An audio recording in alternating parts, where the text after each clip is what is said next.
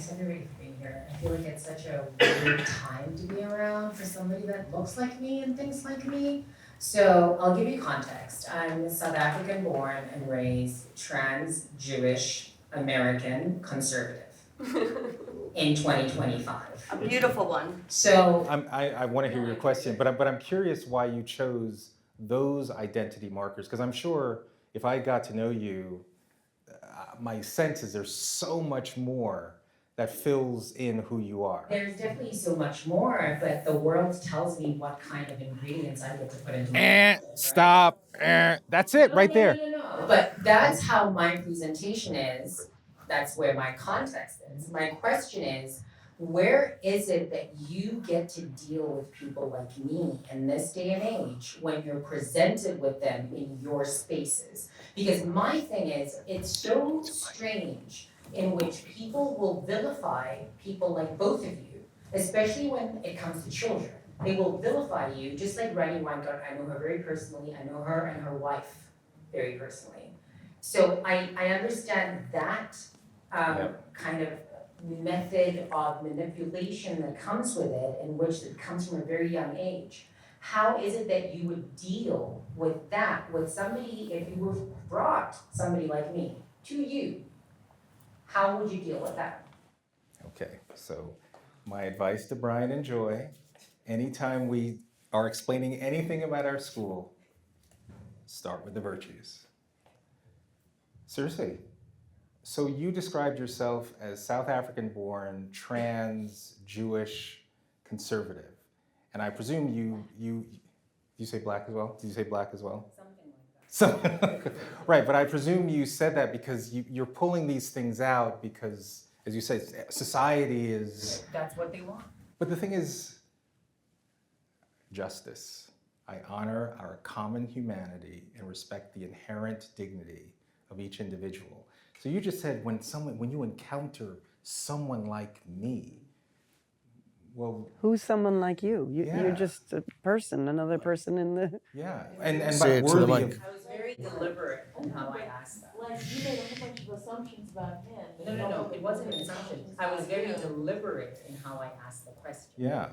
So, right, so it's a fair question. So how would we encounter someone like, I'd encounter you like I'd encounter anyone else, in the sense of you're worthy of respect and dignity. And that's not because I'm coming from on high. I'm with you. We're equal. We're equal in worth and dignity.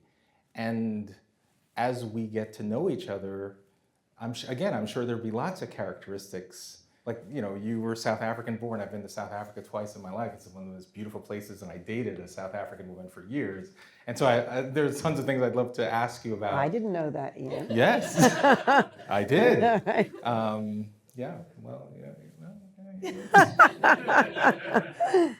So yeah, it's hard for me to have because what's interesting about that question is if you expect, if your expectation was that I would have a unique answer for you, that means I'd have to have a unique answer for every single person that I meet, because I'm sizing them up based on these identity boxes. And honestly, we are trying to fight very much against that kind of presumption, because we don't want those presumptions to be placed on us. Yeah. All right. Is that, Yeah, is that helpful? All right, hold on, because you don't have a mic. Hold on. So I just want to take the temperature room. Who wants to ask a question? Raise your hand. One. Be careful of the raising your hand like that. That got another person in big trouble. All right, let her just finish the. Could you hand the mic back? It wasn't, I was very deliberate in how I gave you the laundry list and then asked the question. Because you answered it exactly how I view every single human being and how I view the world. It's just that for somebody like me, that's the expectation, is to present myself as a laundry list and then wait for a gotcha moment constantly.